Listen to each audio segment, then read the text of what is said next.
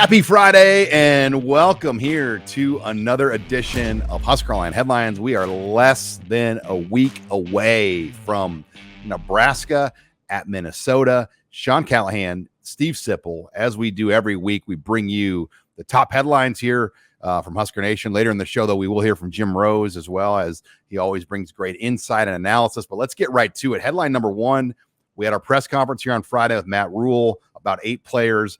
But we got a depth chart. And I think for a lot of people, it was just interesting to see because, you know, is a real true view of what this roster is going to look like with Matt Rhule.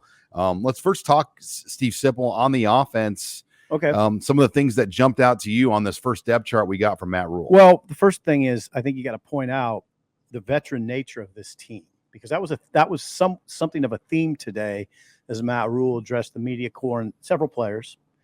I mean, this is an offense, Sean, with 6 junior starters and 2 senior starters. Okay, that's 8 upperclassmen starters. It's not and these guys most of them are holdover players from the previous staff. So that jumped out at me. But the biggest pure personnel move that jumps out at me, I got to think you would agree with this, Sean, is the number 3 running back, Anthony Grant. There's no oars on there. No more. I mean, Anthony Grant is number 3. They didn't even try to soft land that, No. you know, and say Ramir Johnson or Anthony Grant. It was Right. he's the third, and they were pretty liberal with the oars on there. I mean, Bonner and Liebenschmidt have an oar, Borkacher and Fedoni. And by the way, they're in alphabetical order. So The oars. Yes. if you have an oar, they don't give somebody like the edge. It's just listed in alphabetical order, which Right. is probably the right way to do it. I think in Ramir's case, Ramir Johnson at running back being the number 2 running back is probably a nod to his versatility. Probably, you know, he's got better hands than the other 2 guys. He is the third down back. He's a defined third down back. It might be that. Now we know about Anthony's struggles this camp with fumbles. He got a little case of fumbleitis, and that knocked him down a peg. But I did not expect him to be number 3, Sean. I thought 2. This is your leading rusher from last year. He was the defined starter throughout last season, and here he is to start this season, number 3. A lot of new faces on that offensive line showed up too. Sam Sledge is a number 2 left guard. Gunnar Gatula, a number 2 left tackle. Justin Evans Jenkins, who's never been on a depth chart, is now number 2 center. So that was positive. Then Tyler Knack, the transfer from Utah, number 2 right tackle. So 4 completely new faces showing up on that O-line. Well, I think Borkacher being a co-1 with Fedoni, I mean, that gets your attention, but I think it tells you what it tells me. They're going to play with a lot of tight ends. yeah, Sean, I mean, due respect, I expected Borkacher to be right there. A co-1. Yeah. But that just tells you they're going to be a lot of 12 personnel, 1 running back, 2 tight ends. I think so. Going back to the offensive line, there's quite a distinction to be made. That first group of guys is a veteran unit, and then the second group of guys are young guys. I mean, almost all of them, except I'd still consider Henry Lutovsky a young guy, even though he's a sophomore with 2 starts under his belt. It's quite a distinction between that first group of O linemen and the second group. That stood out in my mind. Those were the main things, Sean. And there's a fullback. And by the way, there's a fullback on the depth chart again. And Alex Bullock, Okay. outright number 1 and getting a scholarship. So Yes, at wide receiver. I thought one of the lines of the press conference, because both Bullock brothers got scholarships on this team this August, that I hope their parents went out and bought a car or something. That's what Rhule said. Yeah, or go on vacation. Yeah, Nebraska took some heat off that family. Hopefully they're going out to Mahogany Prime in Omaha or somewhere and just getting a big steak to celebrate God, tonight. that sounds good. Exactly right now, that sounds good. Those were the main things, Sean. All right, defensive depth chart. We got to look at that as well. Let's start first with the freshman. Cam Lenhart comes on there as a co-1 with Blaze Gunnarsson, and Rhule made the line at the press conference. He's a fake freshman, meaning that he does not look like a freshman. Yeah, that was Reimer. That was Reimer. That was a fake freshman. That was Reimer that labeled him a fake freshman, and then there's some guys expanded on it, like Ty Robinson said, because he he's advanced. He's so far advanced in his game. I don't know what they're going to do there. The question is, you're playing a Big Ten opponent, Sean. Are you putting him out there against a Big Ten opponent? Or are you going to go? Would it be safer to play Gunnarsson, a fourth-year sophomore? Well, Gunnarsson's really never played like these kind of snaps, so either. He's been really limited over his career. I mean, he's battled some injuries. Mm-hmm, that's true. But he's an older guy, fourth-year sophomore, fourth year in the program. But it sounds to me like Lenhart's got an edge. That's what it sounds like. Well, and then, Nick Henrich wins a job outright. Coming off the knee injury that he did, it would have been real convenient to throw an oar with him, but he won that job. He's won the respect of the locker room. They're not going to do captain voting, but he was a captain. He's the only returning captain on this team from a year ago. Yeah, Henrich playing with a bulky brace. He wasn't cleared to go full go until a couple 3 weeks before camp, I believe. And here he is on the one line. I don't know, Sean, I think about our conversations in the off season. I don't know that we would have necessarily guessed this, that he would be the defined number one at a linebacker spot. But there he is. And he's a dude. And I'll tell you what, he has grown into his body. You see Henrich out there at 6'3", 235. That's a good looking linebacker, Sean. And those top guys we expected, except Javin Wright. I didn't know if we'd see his name among those top four, but there it is. And then what I'm talking about? Oh yeah. Javin Wright, you just didn't hear his name much at all. And I think we all knew who the top three backers were on the inside, with Bullock being the third. Right. And it was kind of a mystery. Who was it going to be a Gaber or Randolph Kapai or Snodgrass? Right. No, it's Javin Wright. And both what Javin Wright and John Bullock have in common, they both played safety last year. Yeah. And now they're both linebackers. Yeah, it's interesting. And there were guys in the media corps that we're talking about Wright like he was still in the secondary. And we had to say, no, wait a second. No, he's a linebacker. He's been listed as a linebacker on the depth chart. But again, I think this 3-3-5, it leads a lot of positional confusion. Yeah. Like MJ Sherman, Chief Borders, Jamari Butler, they're a jack linebacker, but they're kind of a defensive end. I mean, they're a money position. That's a money position. I mean, that's the position that will make money if you're good at it. The jack position is where you better have dudes. I mean, dudes that can fire off the edge, dudes who can come up and run support and help your defensive line when they have to. I don't know, Sean, I'm not Bill Parcells, but I imagine that there's some coverage responsibilities with those guys. So yeah, pass rushing too, though. Oh, that's right. Yeah, I said that right off the bat. They got to come off the edge. I mean, they got to. Those guys are going to be expected to get home. So yeah, big time athletes. Those three guys are big time athletes. All right, one more thing I want to throw in here. Deshaun Singleton, the camp he's had, wins a job outright. Him and Omar Brown. I think a year ago at this time, we kind of thought both those guys would be a bigger factor. Neither ended up being much of a factor in 2022. Clear they will be a factor this year, as they weren't even on the field for very many key snaps. In fact, Deshaun Singleton, I think, played 67 defensive snaps a year ago. 6 games. He got in 6 games. I think he had 4 tackles, 5 tackles, not very many. Now, I will say this about Deshaun Singleton, 2 things. He's become kind of the talk of camp late. He's the star of the late stages of preseason camp, Deshaun Singleton. Now, if you think back to last summer, he was practicing with the first unit a lot last year, and then ultimately lost out to Marcus Buford, who's injured, and we may not see Marcus Buford this season.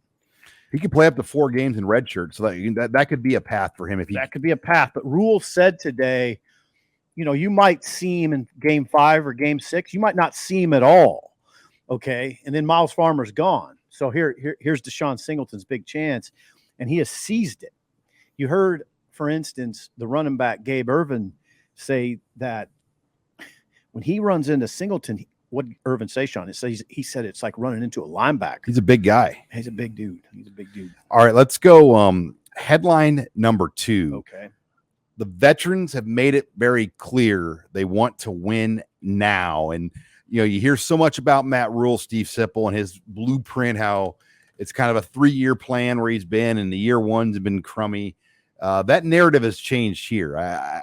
they're not looking at this like it's Baylor or Temple for him, because he's walked into a different situation. Yes, this was a 4-win team last year, but 4 of their losses, they had to lead late in those games, and they easily could have been an 8-win team last year. So, I mean, the line of 4 to 8 wins is not much. We all know that. We've watched this team enough to know that. And you get the sense that these guys obviously want to win. Well, of course they do, the veterans. In fact, this is what Matt Rhule said earlier this week on his statewide radio show. He said, I don't think it's going to take a long time here because the guys who are in years 3, 4, and 5 in the program, they desperately want it. And that feeling really came through today. I mean, everyone does. I mean, you do, I do, the city, the state, really, there's a hunger. But Reimer met with Rhule before the season, and he implored him. We have all these veteran guys. We weren't that far away. We want to win now. And he hoped it wouldn't be like Baylor and Temple. And Rhule has said it doesn't have to be. There's guys here to win. And you've heard it, Sean, of late. Rhule will just say in passing, like he was talking about the way they're doing captains the other day. I don't know if you caught it, but they are going to do game-to-game captains. And he said, then he said in the postseason we'll name captains. He says it very casually. He's done it a couple times in the last 8 days. Well, because there's about 8 or 10 guys that you could make a case to be a captain, and probably all of them are wearing those single-digit jerseys, Sip. Right. And I think you handicap yourself if you're forcing yourself to name them today. I think by doing this, you don't put that C on everyone's chest right away, and you let 10 guys kind of lead that way. And then by the end of the year, it will play out organically who those true captains are. And we saw it under Scott Frost. I mean, I think they named captains early on some of these teams, and maybe the wrong guys were the captains in situations where, you know, there were other leaders that emerged that weren't captains. And with this team, I don't know if truly everybody knows who the true leaders are going to be, and you want to see how guys react in live bullets. Yeah, we'll see that on Thursday night.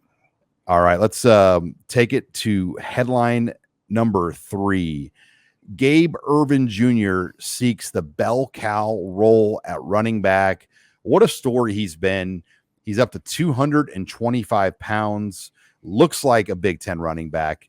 Won the job in camp with his consistency, his work ethic, everything he's brought to the table. Ramir Johnson 2, as we talked about, and Anthony Grant 3. Emmett Johnson is your 4. But you know, I'm intrigued, Steve Sipple, to see what Ramir Johnson's going to look like in Minneapolis. In Gabe, you're talking about Gabe Ervin. Or I'm sorry, Gabe Ervin in Minneapolis. Yes. Yeah, I mean, I think I have a pretty good idea what he's going to look like. I mean, he's a straight ahead runner, not a lot of sizzle, but he'll take on linebackers, take on safeties if he gets to the third level. Obviously, look at him. I mean, just look what you're dealing with. Big boy. Yeah, I mean, so. I have a pretty good handle on Gabe Ervin. I have a really good handle on Ramir, and I have a good handle on Anthony Grant. And I like that room. What Gabe Ervin said is they want to be the best. They want to be the best set of running backs in the Big Ten. They think they have that sort of potential. They are all. What I like about them, well, there's a lot I like. I'm not saying they're crazy talented. I'm not. They're not. I don't think that's the case. Now they could prove me wrong, but I know this. They are all 3 men. You got men in that room. I mean, look at him. Now, he's the youngest guy, third-year guy. Ramir is a fifth-year guy, right? Anthony Grant's 24 years old. These are grown men in those top 3 spots. I love that. I just love that. And, you know, it's a punishing position. Those guys are all a little bit different. You know, Anthony Grant does have a little shake, but he can run over you too. Ramir's got great straight line speed and some shake. He's a big play threat, catches the ball better than the other two. So there's some versatility, but the main thing is their maturity and physically mature, mentally mature guys. It will be interesting if there is a set rotation though. If it's third and passing, do they automatically put Ramir Johnson in? Sounds like it, because if you listen to Rhule last Saturday, the thing that Gabe has to work on are his hands. Anthony catches the ball pretty well, but I think you got a pretty defined third down back in Ramir Johnson. So my question is, will there even be a plan to get Anthony Grant in this game? Good question. And, you know, will a lot of that just depend on how Irvin's looking? I think so. I think what you're getting at here, which is sort of an interesting question, is who is the early down number 2 back? If you know what I'm saying? On the third series, if they want to go to somebody on first down and take Gabe out, who is it? Is it Rahmir or is it Anthony Grant? That's what I'm really wondering. Or is Rahmir just a very defined third down guy? Well, and I think people forget Gabe was the starter in 2021. I mean, this is a guy who went through a terrible injury last year, just didn't get his opportunities because of the injury coming off of it. So you give this kid a lot of credit the way he's come back, and he's always impressed me. Last year we did those interviews. This is leadership. You could sense, like he had his stuff together. Well, yeah, and more specifically, Sean, he loves the game. And I remember last year, he was the guy that I said he was like a horse kicking the stall.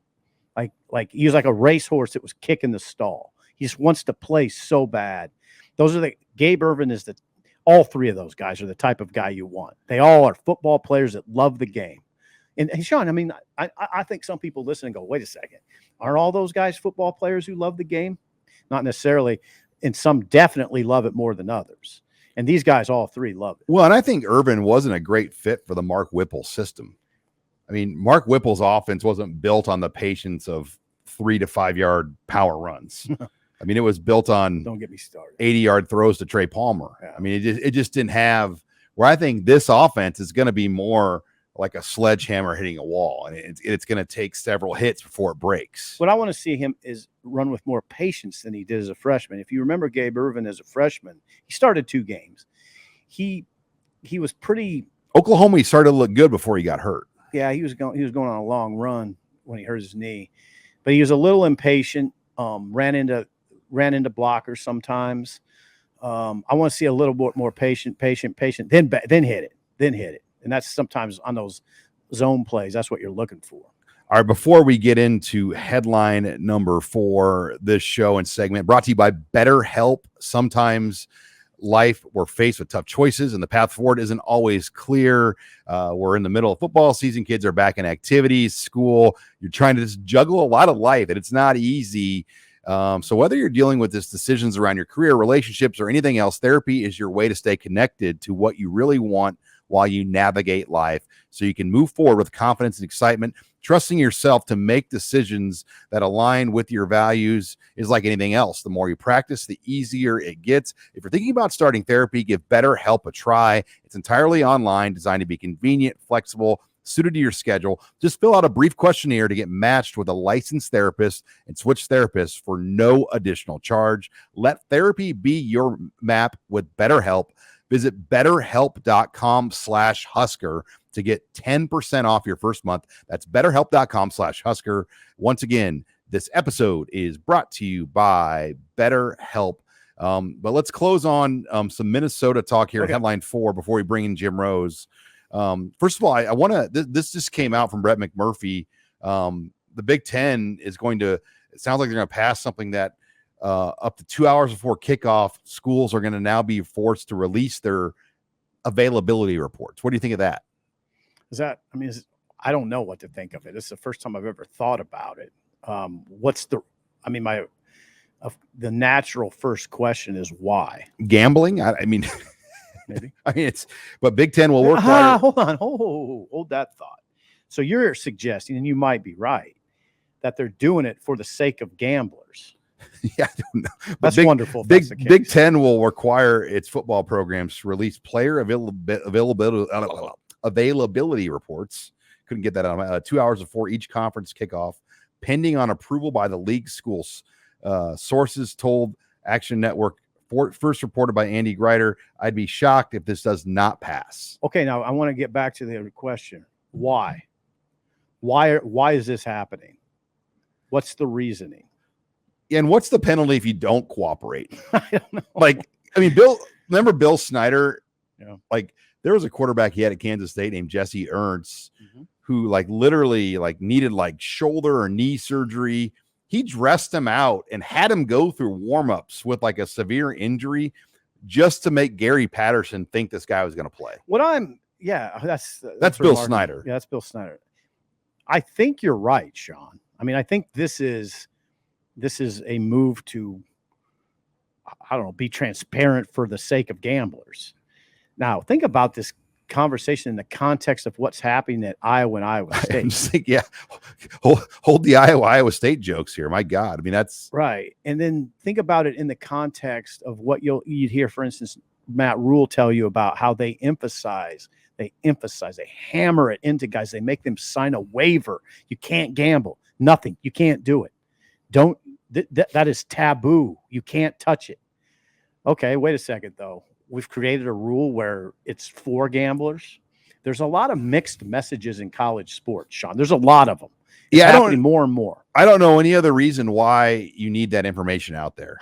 I can't think because we've never done it before. Right. And it's not for the sake of. And it's not Thursday before the game. It's 2 hours before kickoff. Yeah. I can't say that I really give a damn about it.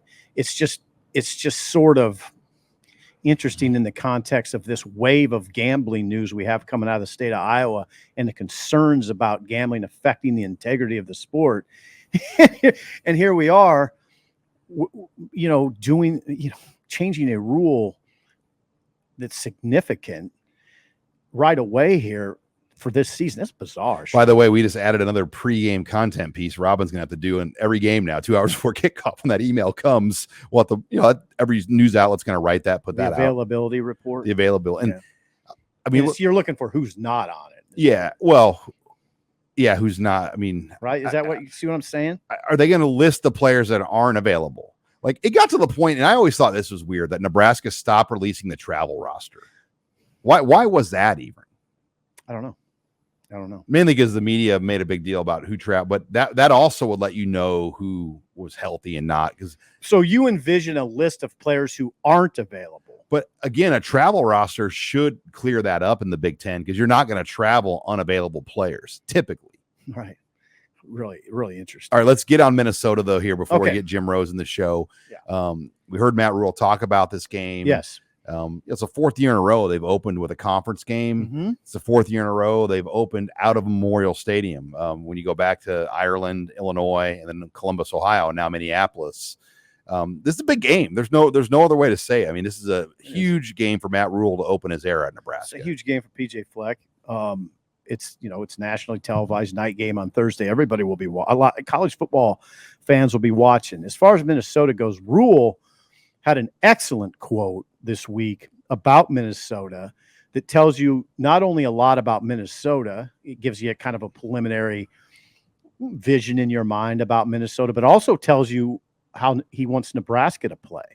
Now we'll get into more breakdowns, right, Sean, about this week. Yeah, next Minnesota. Week we'll hit in the fine tuning on our next week's shows. But yeah, this is what Matt Rhule said this week about Minnesota. I was fascinated by this. Matt Rhule, this is a direct quote. Minnesota plays football the way Nebraska did for many years. It's the way we want to play. They run the football. They don't turn the ball over. They win the turnover battle. They're 50% on third down on offense. On defense, they don't give up big plays. They stop the run. They're one of the best third down defenses. They end up winning time of possession. They make it a physical battle. And they try to win the game in the fourth quarter. That is the recipe to win. I respect that. That's the way Matt Rhule wants. That's the way Matt Rhule wants to win. He has great respect for PJ Fleck, considers him a friend. I wonder sometimes when he's saying that what Nebraska fans think. I guess it doesn't bother me any. Yeah, the previous head coach here, we know, was not a fan of PJ Fleck. They were not hanging out at the conventions together. No, not at all. So Matt is a friend of PJ. And PJ Fleck doesn't have, I mean, I wouldn't say he's a real popular guy in the coaching circles. I wouldn't either. But popular, as we talk about this sometimes, Sean, popular is an 8th grade notion. Respect is the key. Do other coaches respect PJ? I have to think they do. I mean, his record is his record. His teams are tough-minded teams that don't beat themselves. The thing about this game, Sean, is that the thing that hit me driving to Omaha last night to speak at Holy Ghost was the toughest thing about this game, in my opinion, is Nebraska's going to have to win it, meaning Minnesota won't give it to you. Do you see what I'm saying? Nebraska will have to earn this win. It won't be handed to them. That's tough. That's a tough limited possessions too. Yeah, you got to wrestle it away. You know what I'm talking about. There's teams that are more apt to screw it up. Nebraska's been that team, frankly. Just hand Wisconsin the win last year. This could be a 2 hour and 40-minute game. Could be. I mean, with the way the clock's going to run, not stop on first downs, limited possessions. This game starts at 7. There's a pretty good chance it's going to be over by 10, before 10. Yeah, I think it will be a and game. Although TV might step in on that a little bit. But yeah, these new rules, I don't think we really know what they're going to do, but I think it's going to bring games down closer to 3 hours. Yeah, I think that's welcome, but whatever. It's not, I'm not passionate about that subject, whatever. The length of the games never bothered me too much unless it got to in that 3 hour, 45-minute range. I thought that was a little much. All right, let's close the show now. Headline number 5, and backed by popular demand here, Steve Sipple on the HuskerOnline YouTube channel, a very popular 2022 guest rejoining us here to kick off 2023. Let's welcome in Jim Rose of KFAB, former Husker play-by-play announcer, historian. Rosie, it's great to have you back on the channel and the show. Looking forward to another football season. Fellas, I can't believe it's already here. It's great to be here, and there's a buzz of excitement around Memorial Stadium. I mean, no place else in the world is a 100-year-old person this popular. But man, oh man, she is. And this is a big year. Well, Rosie, let's get into that. I mean, there's a lot going on with Matt Rhule coming in. You've been around a lot of Nebraska football. Where does your anticipation level of this season rank for you? Anytime there's a new head coach, I think there's a genuine level of excitement. There's a little bit of apprehension, a little anxiety when you change. But thinking about this entire offseason, it's such a testament to the resilience of Nebraska football fans. We've had 23 pretty sad seasons, a little bit of a break here and there with a conference championship game appearance, but this is a resilient bunch. And for them to have this level of excitement after really a generation of not winning says a lot about the character of this fan base. But everything looks right. There aren't any questions about this hire. And I think it's a function of two things, Sean. Number one, it's a function of Trev Alberts. This guy has universal confidence in the Husker Nation and from the Husker Nation. And I think they feel really strongly that because of the dismissal of Scott Frost early on last year, he was literally able to take as much time as he needed to fully vet all candidates. We talked about it on a week-to-week basis. And some of them were in the orbit closer to the mothership than others. But there is universal appreciation for this hire. So with all of that said, and the hard work that they put in the offseason and the really remarkable recruiting work that they did in such short order, I can understand why people are excited. And this is one of the easier schedules that Nebraska's had in a number of years, and that also foretells of optimism. Jim, okay, beyond the schedule, let's talk about the human being aspect of this. What makes you confident? Let's just say 3 things that make you confident in Matt Rhule that you have ascertained. Number one, Sip, he's a process guy. He's not a results guy. He's a process guy. Great coaches are wed to process. Results are very, very challenging, but process is not. You are in complete control of your preparation and your process. He's also a motivational leader. He doesn't just walk in and say things. He truly lives and embodies all of the things that he's trying to teach these guys. He's also a detail guy. I believe head coaches today can't be coaches as much as they are managers and leaders. And you surround yourself with people who act out your belief system. And his belief system is you cannot handle big things if you don't master little things. And we all know what's happened in this program over the last 23 years. The little things started to drift, and that turned into big things on Saturday. So he has a proven track record of doing this at 2 other schools, and I firmly believe that he's going to put the same process in place here.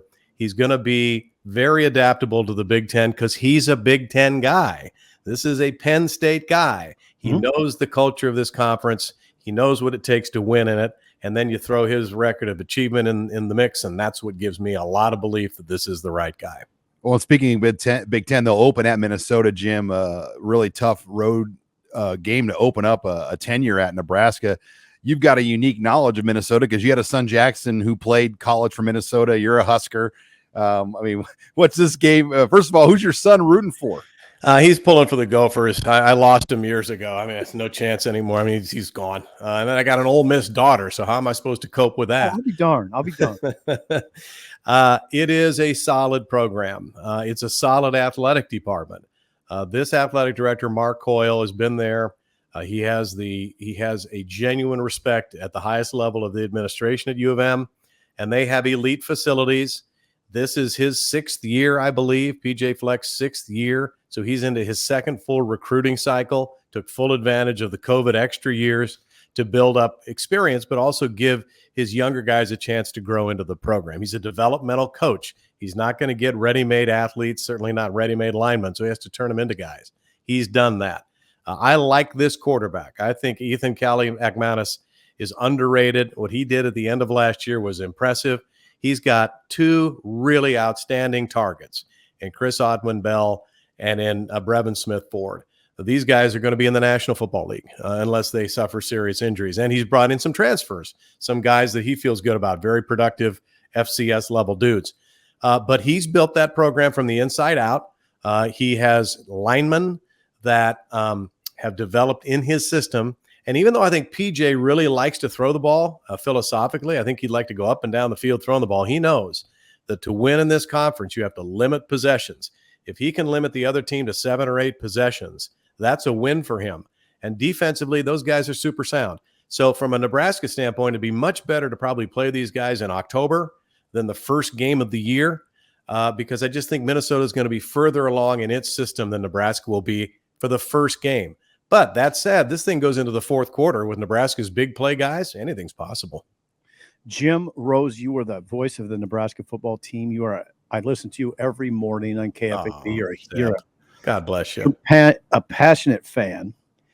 So when you settle in to your easy chair Thursday night and watch this game, what are a few things you want to see? I mean, what do you want to see from Matt Rhule's first game as Nebraska head coach?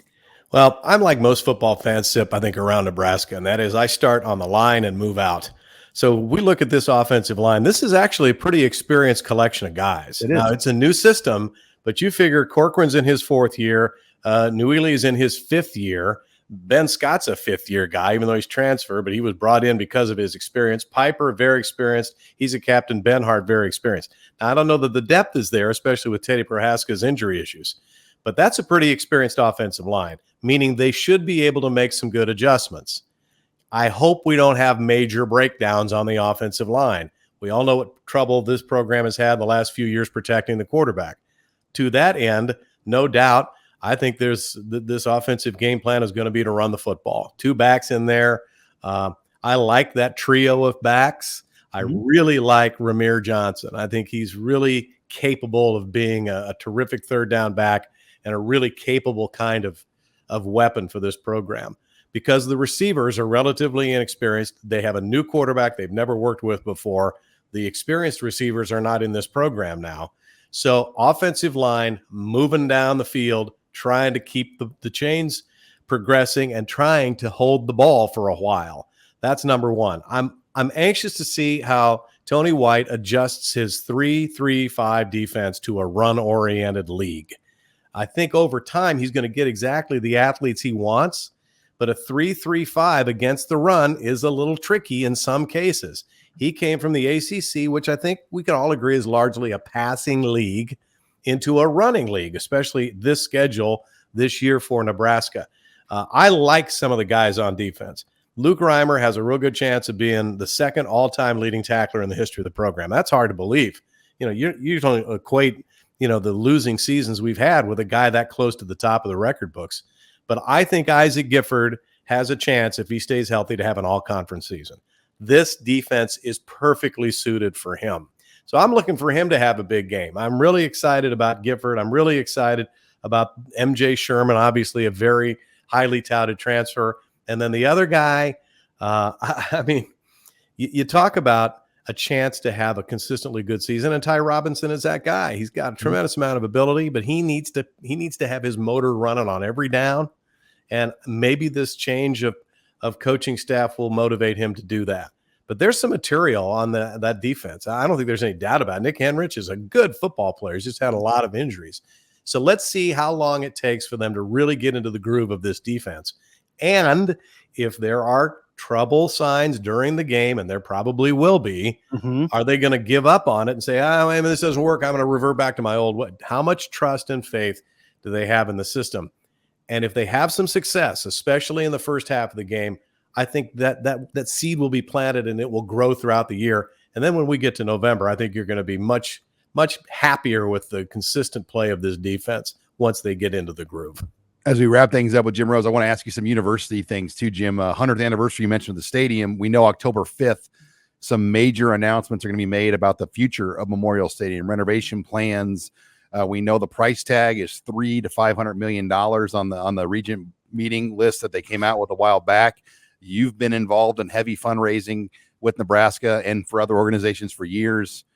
How does Nebraska get that money and come up with the money? And what are you envisioning for this plan at Memorial Stadium? I think the master strategic plan is really a broad headline, fellas, which is game day experience. The idea is we have to create a carnival-like atmosphere with a really exciting place so that folks will give up their basement and come back down to grandma. That's the key. It can't just be plank seats and a PA system. It's got to be a real carnival. And I'm very, very excited about some of the things I've heard. I don't know exactly what it is, but some of the things I've heard, and this is Trev and President Carter and the Regent's idea, even though Ted Carter's not going to be around past this season. They see what's happening in college sports. They see what's happening in professional sports. And they have to say, hey, if we're going to ask people to buy a ticket, pay for parking, make a contribution to get into the stadium, this has to be a Taylor Swift concert every single Saturday. The band has to be better. The videos have to be more compelling. Everything has to be better because you're putting on a show. So they're going to invest in this facility as a means to reintroduce game days in Lincoln. The best way to do that is to win, but knowing that this conference, especially starting next year, is going to be extremely difficult and very hard for anybody to win 9, 10, or 11 games. You got to make it an exciting game day. So you're going to see green space and tailgate opportunities. My guess is, just based on what's happened around the country, you're going to see green space. You're going to see tailgate opportunities. You're going to see elite tailgate kinds of opportunities.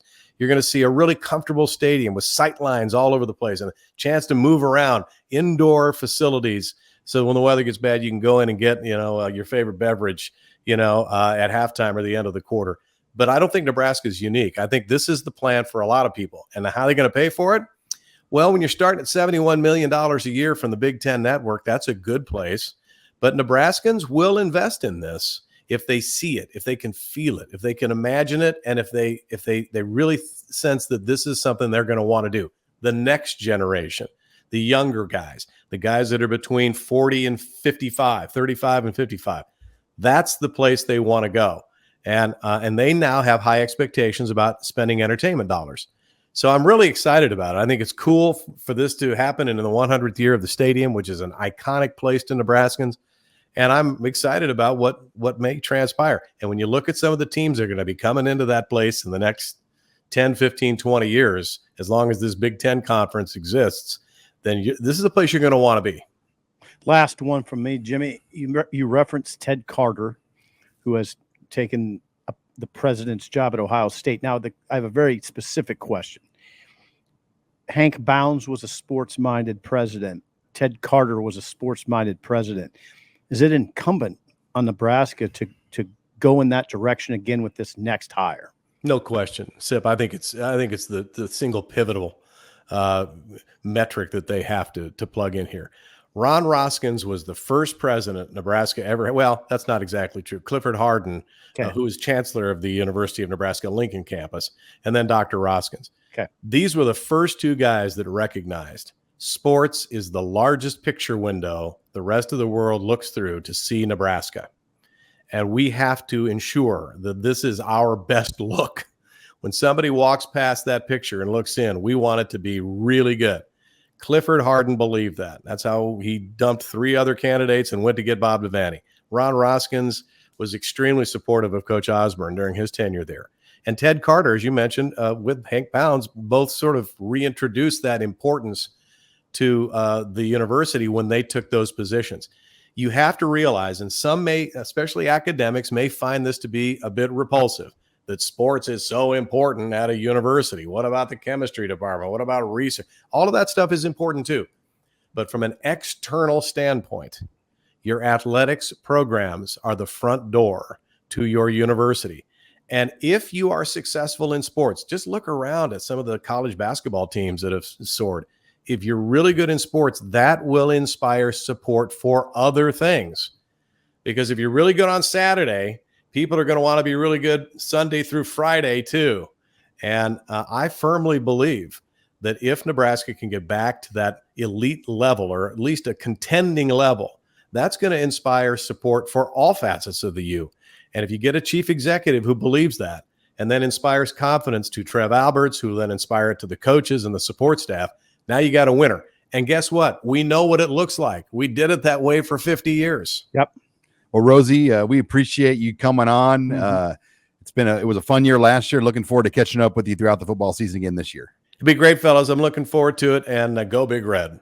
All right. Thanks again to Jim Rose for joining us here. Always a great job with Jim. He Rose. mentioned those presidents from the past, and I do remember Ronald Roskins because I was in school at that time, Sean, and he and Osborne had a tremendous relationship. And Roskins would be an example of a president that showed up to practice.